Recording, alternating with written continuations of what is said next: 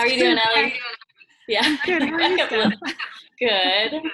Looks so nice in the Midwest. It's still super hot here, but just Yeah, I'm in central Illinois, and it is lovely. It is just like a perfect temperature. It's not humid. It's not hot, although I think that changes tomorrow. So, yeah, I don't know. Maybe I should just show the audience real quick. Oh, Just it looks lovely. so pretty. A lot greener than Phoenix. Yeah.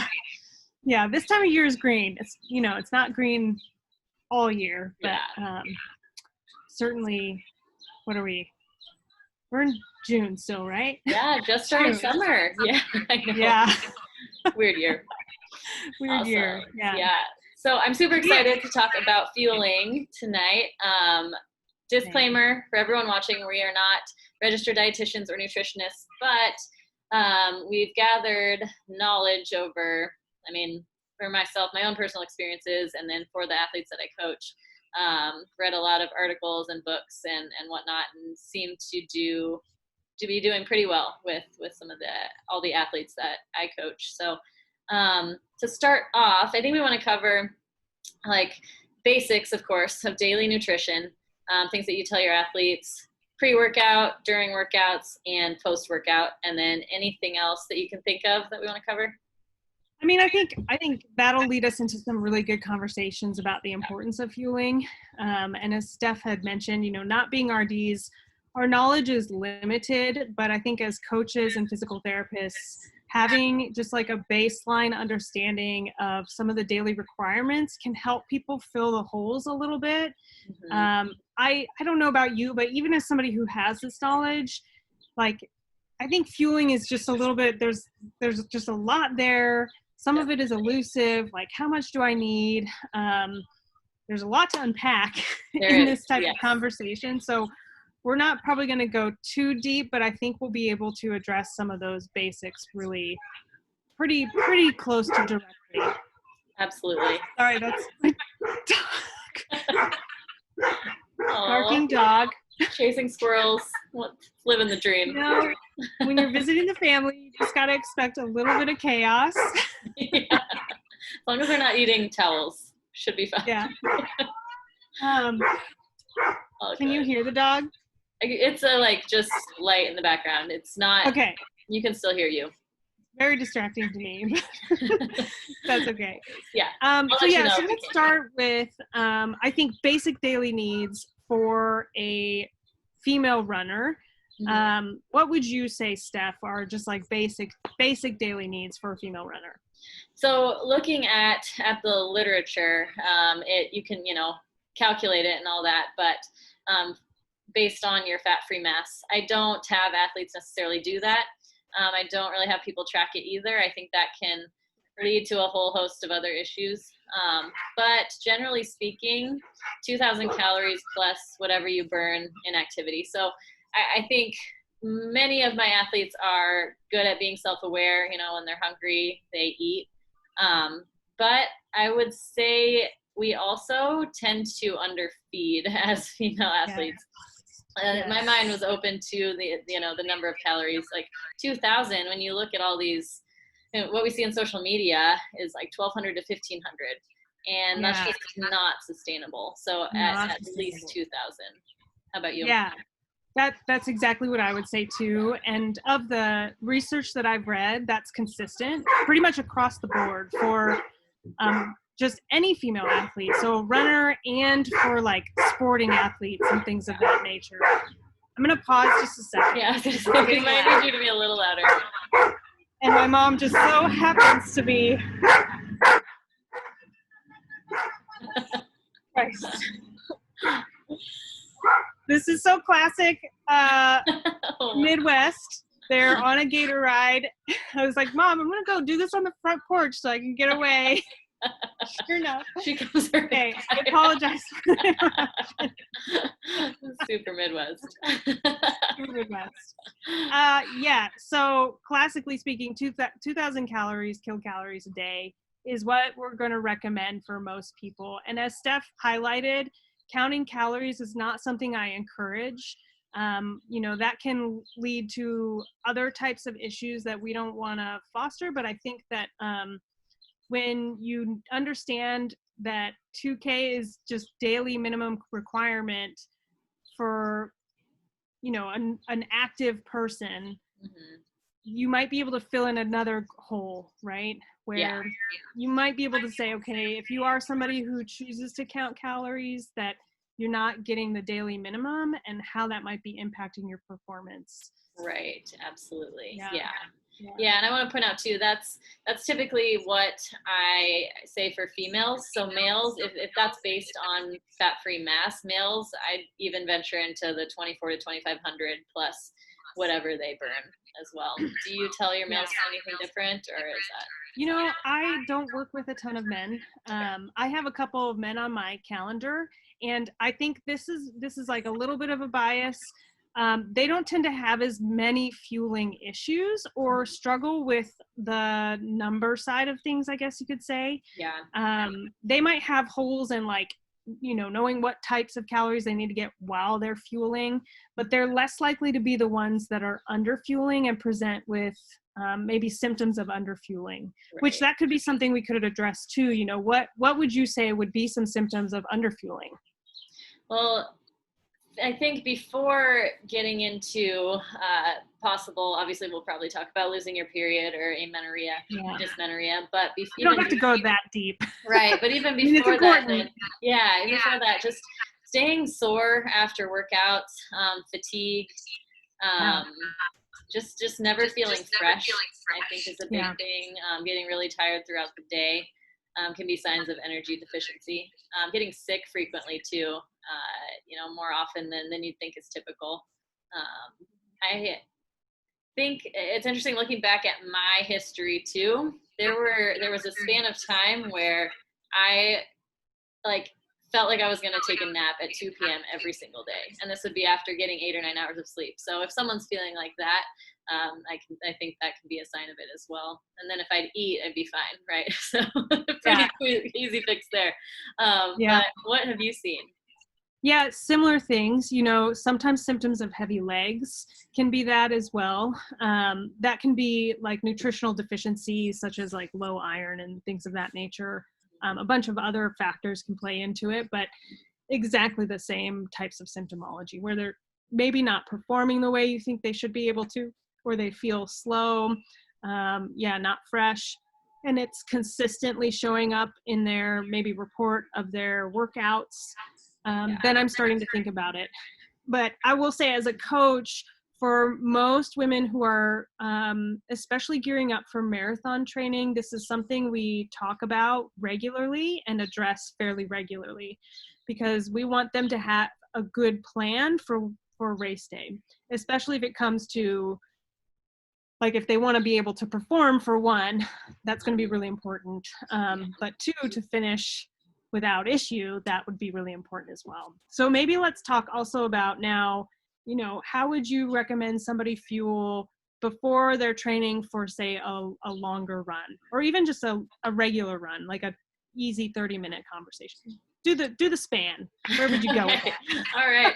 So I think starting off, the biggest thing is, if you're a morning runner, you have to eat before you run. That's one of the biggest things I see. There's big, like, fasted cardio has, been popular for a while. And I think people like to do that potentially because they think it's going to help them burn fat quicker or whatever. But in females, especially, our cortisol levels are high in the morning. Exercising raises those further. And that can actually lead to more fat storage, from my understanding. So not only are you just stressing an already stressed system, but it could actually do the opposite of what you're intending. Not that we should be running to, lose weight. I mean, that's a good way to do it, but I don't think that should be the purpose for a lot of people, especially performance athletes.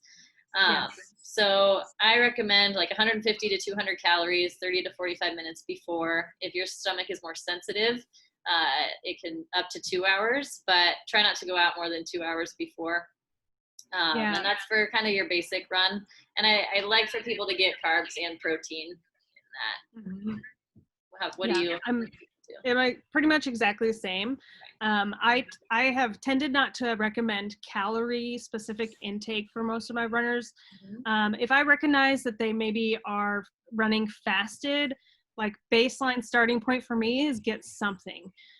Because for most athletes, what matters is that you're getting enough during a day. So, the timing of the fueling is important for sure.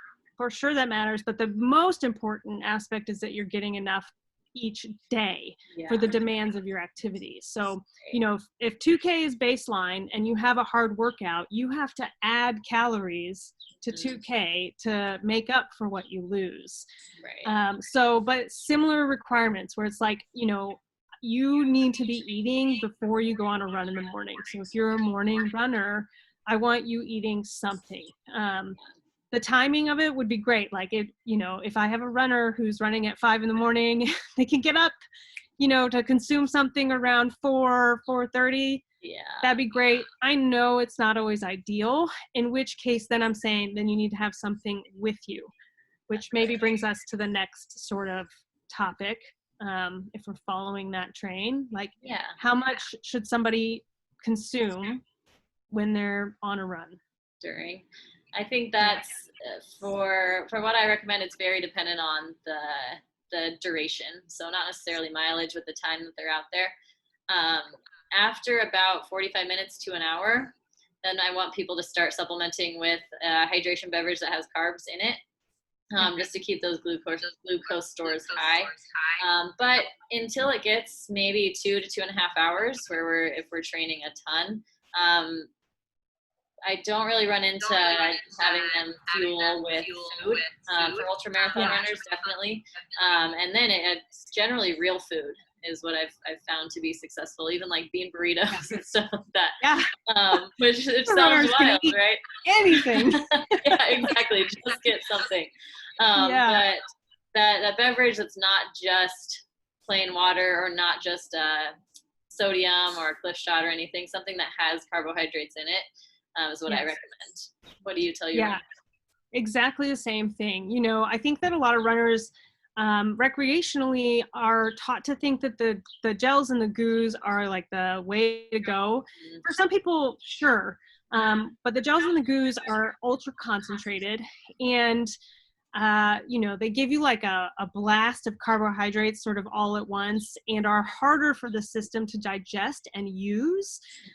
Whereas if you're carrying something, either like a water bottle, and you have, packets that you can dump into the water bottle as you go, you can consistently fuel throughout the race so that you're not all of a sudden getting like a spike of energy and then a complete, I'm going to say depletion of energy, or maybe just not a consistent drawn out store of energy. But carbs, I mean, goodness gracious, like carbs. Yes. Do not be afraid of carbs. We definitely And most, sport drink mixes are going to have carbs in them, but some of them may not, and they may just be like sodium specific. Sodium also really matters for female runners. So, usually like it's just a bit of an experimentation process for what's going to work for you, what you're going to like. I've got some runners who really just hate that sugary, tacky taste and flavor. And they might tend towards something that's a little less fructose based, I guess you could say. But carbs, and same thing, usually recommending for people who are running 45 minutes or longer, to start to digest that fuel in their sport drink mix every 10 to 15 minutes in irregular increments as they finish a long run.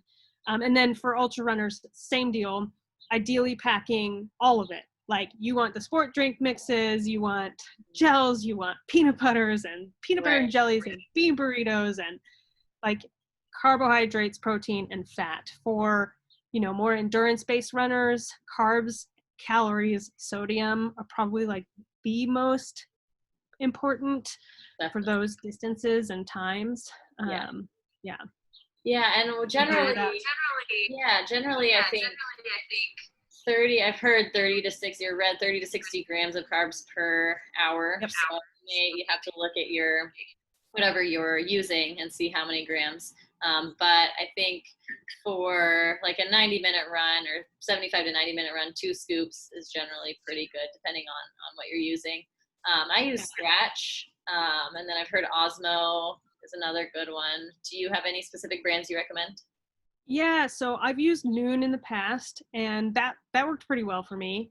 Um, and then recently, I've been testing the waters with Infinite Nutrition, Oh yeah. and that's been pretty good too. It's like a Yeah. little more sugary than what I would prefer myself. It kind of like is like, oh, is this too much?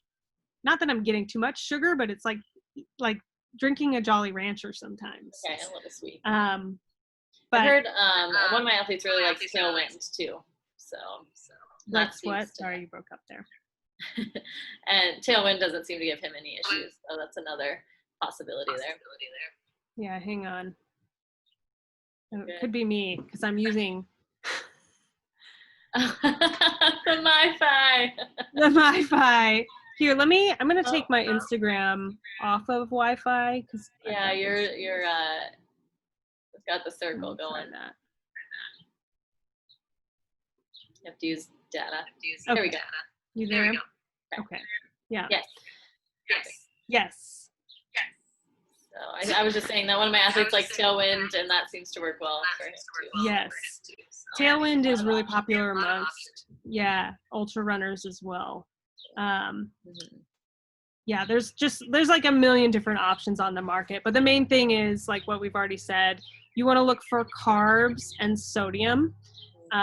And for women, it's 30 to 60 per hour of carbohydrates generally. Of course, that could change depending on intensity and how long you're planning to be out. And then for sodium, it's about 300 milligrams of sodium. And from what I understand, if you have, a little McDonald's packet of salt, that's about 300 milligrams. That's what I've heard as well.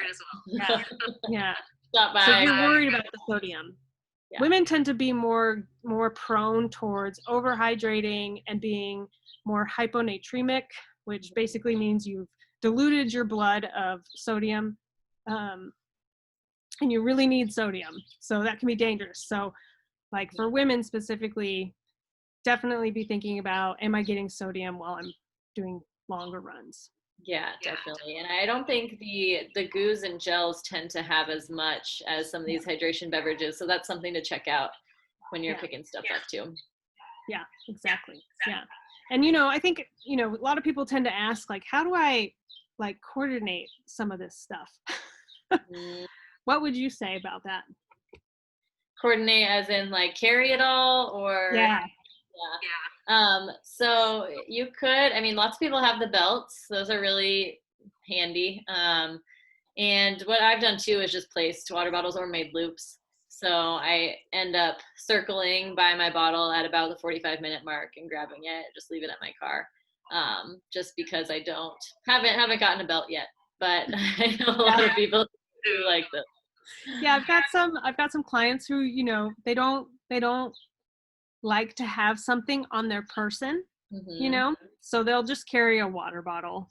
And it for race specific purposes, that works pretty well. You can stop at water stations and plan it out before you do a race and carry like a packet of your sport drink mix and continue to run as you dump the packet in. I've had runners do that before.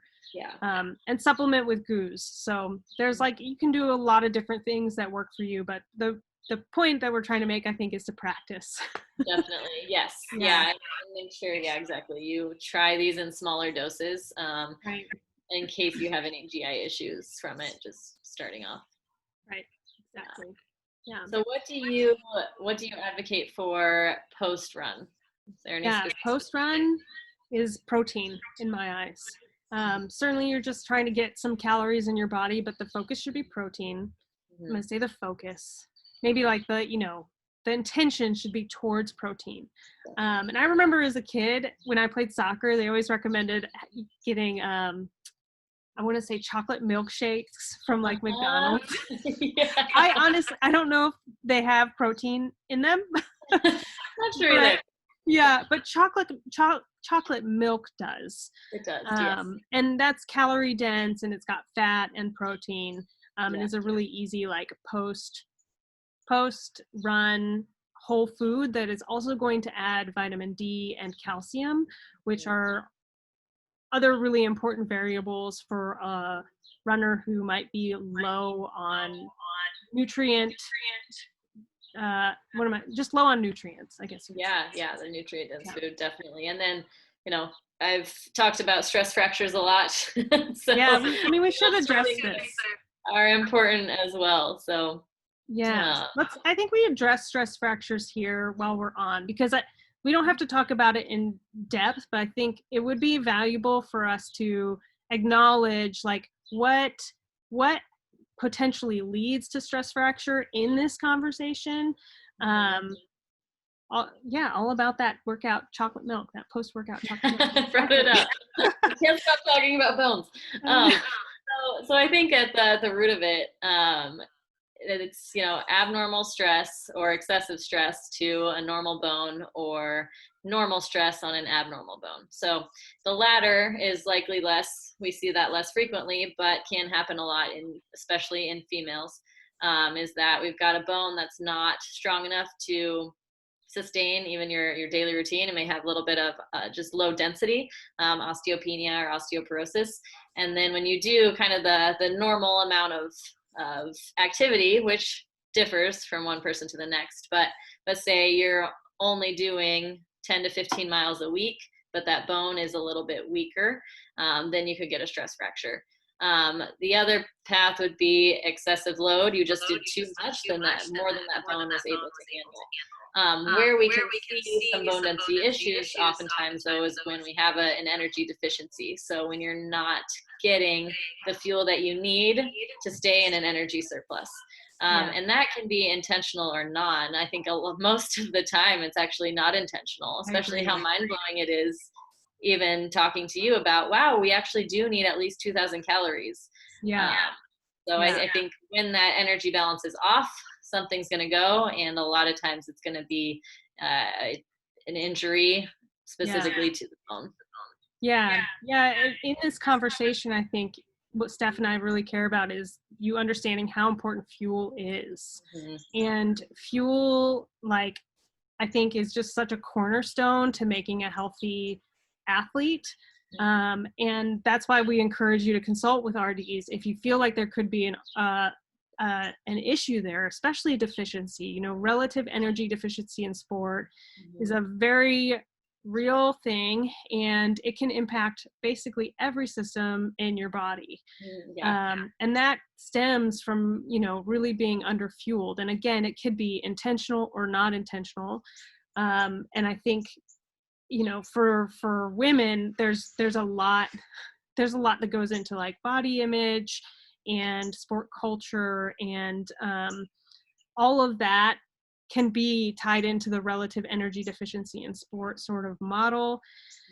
And so, fueling is so important. We really value making sure that our athletes have at least a baseline understanding from us, and that we're helping foster healthy lifestyle and positive relationship with sport, basically.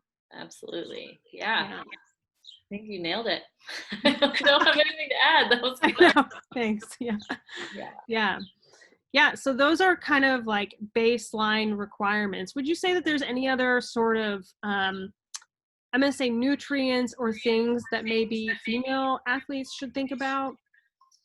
I think I think to reiterate, when you said post-workout, protein is huge. I think another big thing is that protein is a little bit undervalued overall, even on the foundational level of just getting things throughout the day.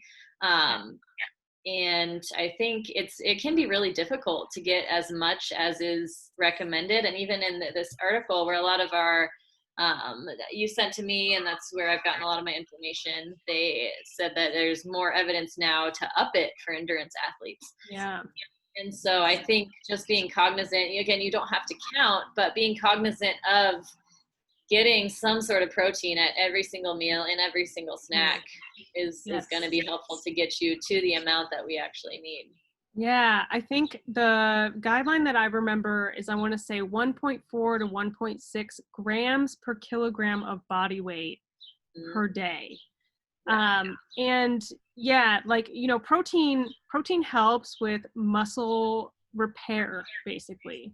So if you've gone out on a long run, protein is a really important piece to being able to get that muscle repair. But then you think about throughout the day, you know, yeah, like, do you eat meat? If you don't eat meat, how are you supplementing protein into your diet? Are you getting it in whole food ways? Not that that's essential or a requirement to be a healthy athlete, but we know that our bodies digest things a little bit easier when they come in whole food forms. But if you have to supplement, that's where, again, talking to a registered dietitian who does sports nutrition with runners is so key to making sure that you're getting what you need. That's a huge point too. I think I would definitely look for someone, and if you are looking for one or think that this may be good for you, reach out. We've got some good connections, but I do think it's important to see someone who's familiar with athletes and is registered. Runners specifically, and knows about the needs of runners, because you're gonna get different information. Yeah, I absolutely agree. And I think, I think too, for somebody who's really sensitive about trying to make sure I'm using the right language behind it, and that, we're not like making somebody feel bad about where they're at, is really important to me. I think that's what I look for the people that I refer to in terms of dietitians. And Steph and I both have some really incredible resources. So if you feel like you need some help there, please feel free to DM either of us so we can send you some directions. Definitely. Yeah. And then just as physical therapists and coaches, I think important to have some of this baseline knowledge, but know when to refer out. And I think, beyond the basics, that's really important, and having those connections in your area or even throughout the country is really valuable. Yeah. I mean, I'm curious to hear what your thoughts are on, like, when you refer out, because I've had, like, difficulty sometimes figuring out who needs it, who doesn't. But I'm curious to know your thoughts on that. If there's any sign of actual, like, menstrual dysfunction, then I definitely want people having a whole team. If I get any kind of feeling that there may be more to it than just, oh, I had no idea I was supposed to be eating this much, or there's any, like, kind of hints of food fears, and having a history with that, I feel like I'm able to pick up on it pretty easily. Then I want to get someone else on board.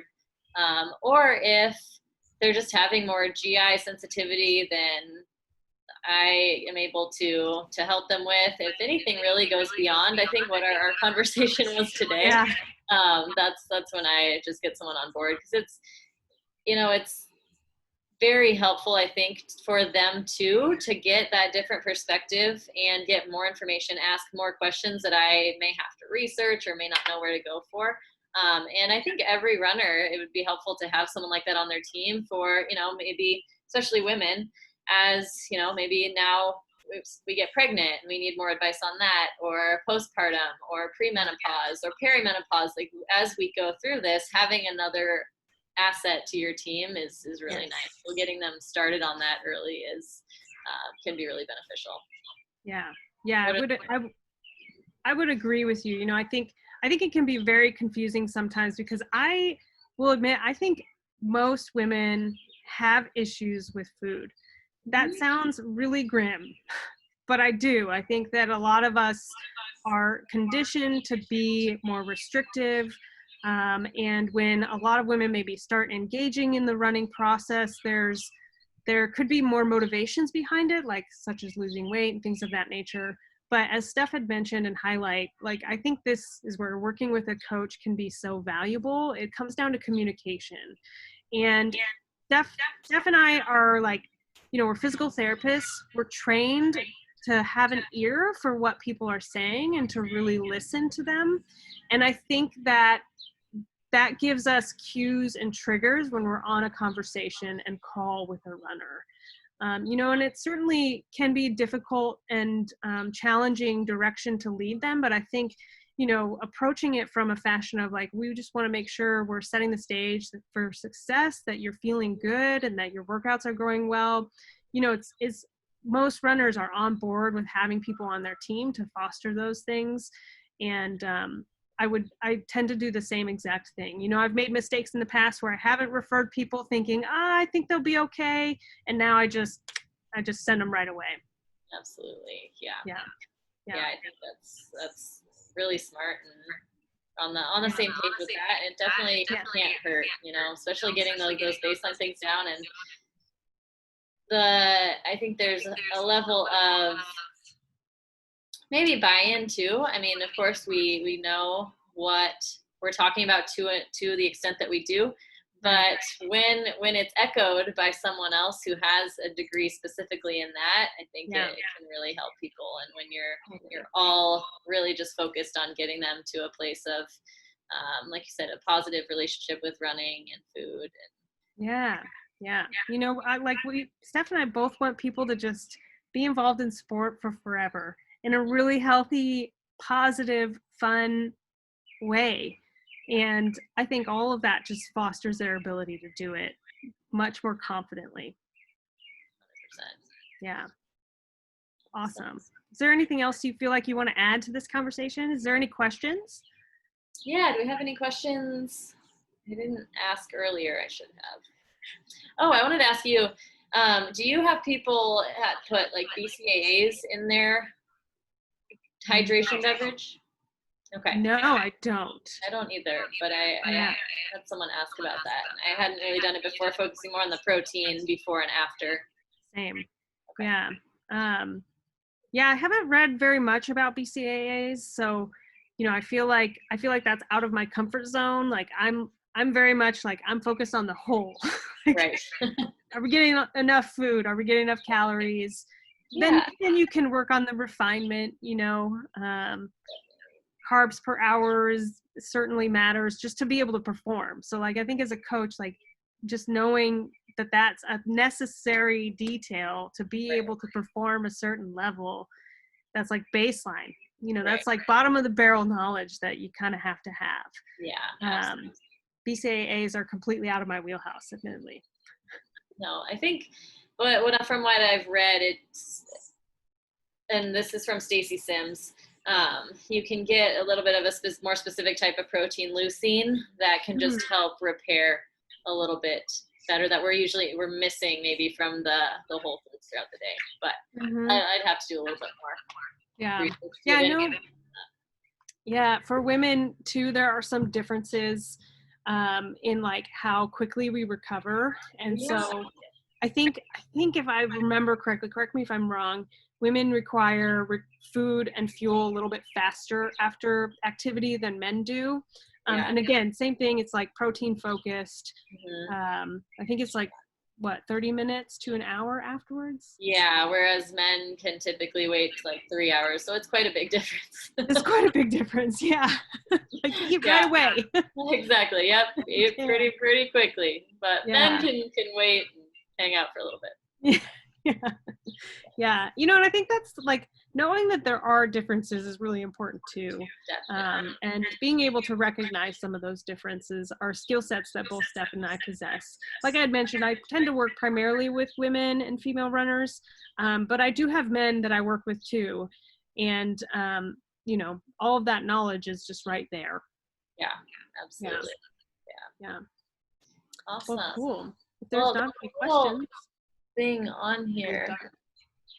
Oh, someone asked about lactate supplements.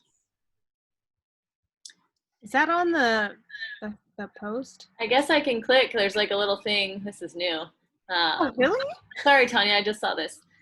I can't say that I know anything or have heard anything about lactate supplements. Yeah, I would guess that's somebody who's maybe lactose intolerant, maybe?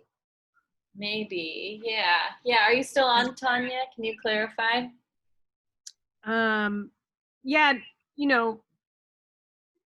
Yeah, I don't know, but I do know that vitamin D and calcium are really, really important as well. Especially if you're somebody who lives in the Northwest, for example, you're pretty much guaranteed to be low on vitamin D, and you need vitamin D to help repair your bone after activity, or just basically all day long. So, if you're in the Northwest, you should be taking, I think it says, I want to say it's about 2,000 IU of vitamin D great. per day. More if you're in an underexposed area, and I would guess lactate supplements potentially have calcium and maybe vitamin D. Yeah. I could be so way off base there, but that's what I would guess.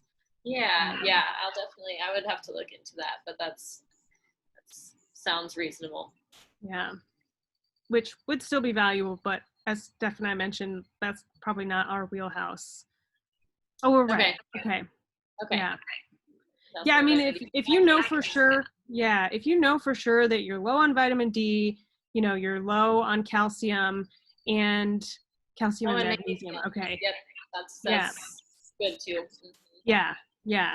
I mean, I would guess I'm going to say harmless, and that could be like bad information. I don't know.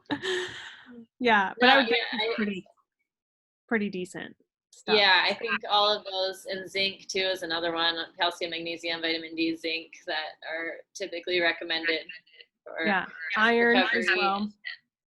Yeah. Sometimes some of this requires like blood work. If you think you're low on something, you want to go get a blood panel from your physician, and that can help you determine where you're low. So, if you're not low on vitamin D and you're like supplementing with vitamin D, I don't think that's probably like super dangerous, but I don't know. I don't know if it is.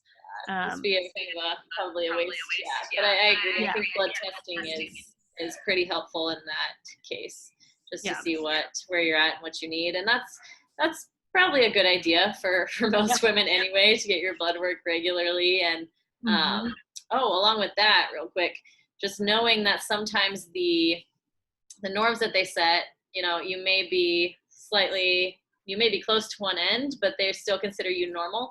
So that's another pitch, I think, for an RD who's familiar with sport. They can look at those ranges and tell you, maybe you are a little bit low on this, even though you tested normal, and that could be a reason for, heavy legs, fatigue, anything like that. Yeah, exactly. Yeah. So if you have questions, talk to an RD or your physician. Yes. And we as coaches can help you catch those things. Yes. If you need an RD recommendation, send us a message. We've got some good people on our team. Yeah. Awesome. Well, I think that's gonna cover it for tonight. These are all being recorded, by the way. Steph and I are both posting them to our YouTube, and this will be posted to Steph's Instagram TV right after. So maybe put it on Facebook at some point too, but definitely YouTube. Yeah, and I think too I'm going to try and get these audio files so that maybe they can be shared elsewhere. That's maybe a long-term project. I've got a million projects all at once, so on the list. Cool. All right. Well, it was good to chat with you, Steph. Everybody. Thanks everyone for joining in. Bye, guys. Yeah.